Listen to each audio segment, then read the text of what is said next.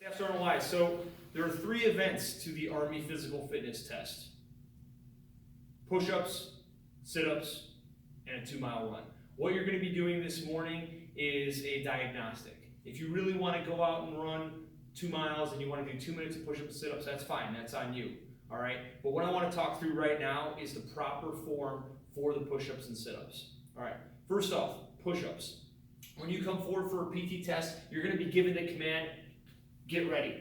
It's on your hands and knees like this. I'm going to turn to the side so you can see me. All right. You're going to be told, get set. This is the push-up position. Now, my feet are up to but no more than 12 inches apart. All right. So you can't have your legs all spread out like this. Up to 12 inches apart. When you lower yourself for the push-up, you're going to lower yourself as a single unit until the top of your arm is parallel to the ground. All right, so this is as far down as you need to go. You don't need to go down all the way to the ground. To handle these push-up like this, whatever, we'll talk about that later. But for the physical fitness test, you're just going to go down to about here, where the top of my arm is parallel, and up. Notice I'm raising and lowering my body as a single unit. My butt is not up in the air. I'm not sagging down like this. My body forms a relatively straight line.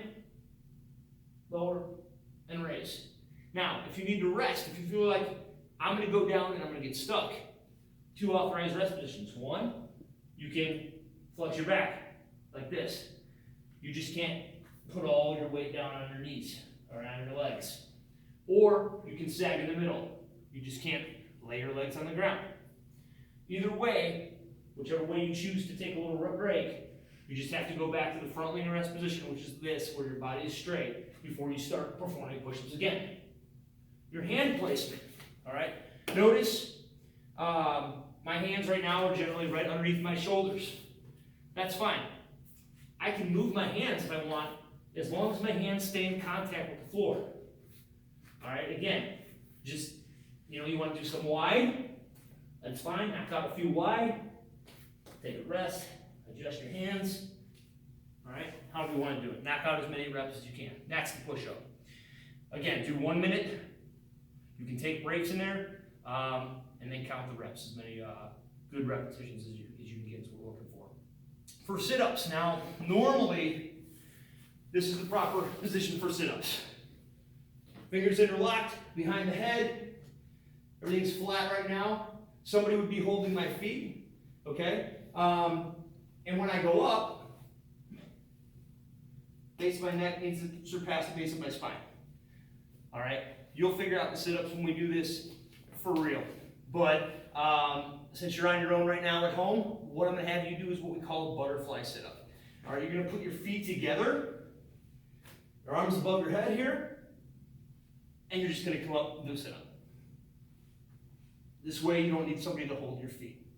As many repetitions as possible. The repetition counts when you go down. So it's going to be counted like this. I'm going to start on the ground. 1, 2, 3. So notice, if the time is winding down and you're up here, then you need to throw yourself back and get down and get that last repetition. All right? If you have any questions about push-ups and sit-ups or form or anything like that, shoot me a text. But other than that, you guys can do your 1 minute push-ups, 1 minute sit-ups, and then get out there, run a mile or 2 miles, and track down in Chicago.